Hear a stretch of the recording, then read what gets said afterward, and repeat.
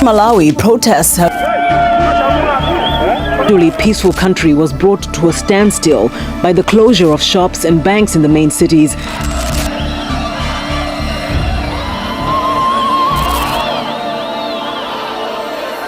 Nkhani ya mafuta magalimoto tikukonza sitangokhala ya.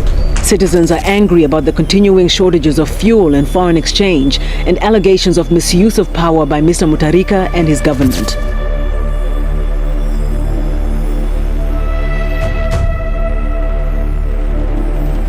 It began like any ordinary day.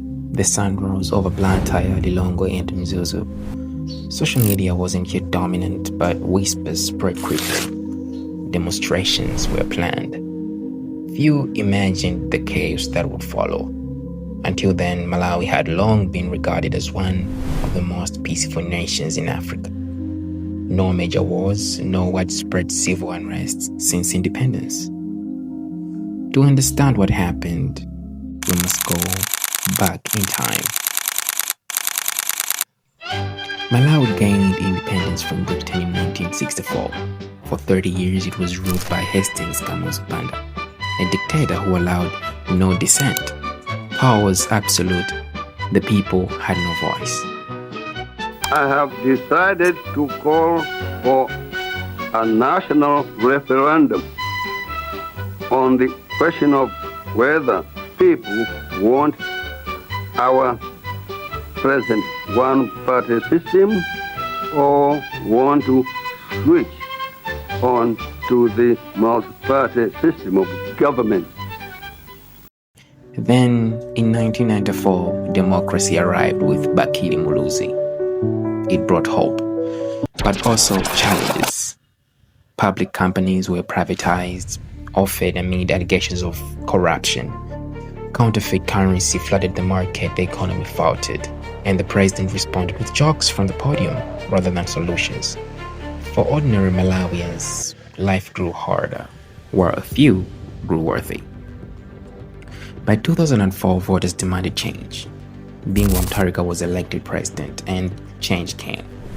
In his first term, from 2004 to 2009, the economy transformed. A broad fertilizer subsidy program boosted maize production dramatically. Food became abundant. Inflation dropped. The country even exported surplus grain to neighbors. Growth averaged over 6% annually. People called him Mose Walero, the Moses of today. He was hailed as the leader Malawi had been waiting for. But good stories have their turning points. In his second term, tensions with Western donors escalated. Bingu resisted their advice, refusing to devalue the kwacha as demanded by the IMF.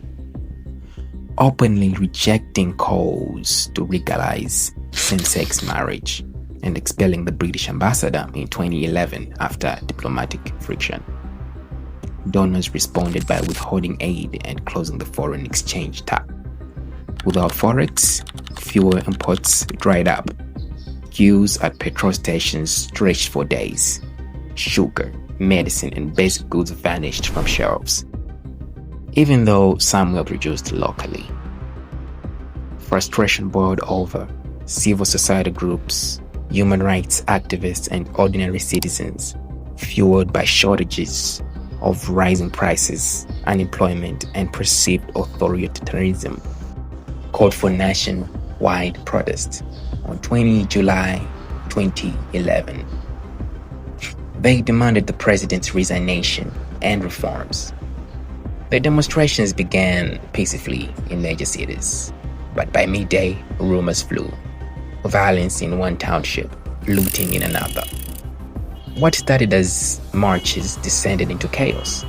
Shops and banks were smashed. Crowds carried away fridges, cement bags, and whatever they could grab. Some looted alcohol and drank it on the spot. Police, overwhelmed, responded with tear gas and live ammunition. Trigger-happy officers fired into crowds. By the end of the day, and into the next, reports confirmed at least 18 to 20 people killed, many shot by security forces, with dozens more injured and hundreds arrested. In Mzuzu alone, several died. Hospitals struggled. The nation watched in shock. For many Malawians, 20 July 2011 remains unforgettable. The day the warm heart of Africa revealed a darker side. The most peaceful country on the continent had erupted in violence, proving that beneath the calm surface lay deep grievances waiting for a spark. No one who lived through it will ever forget.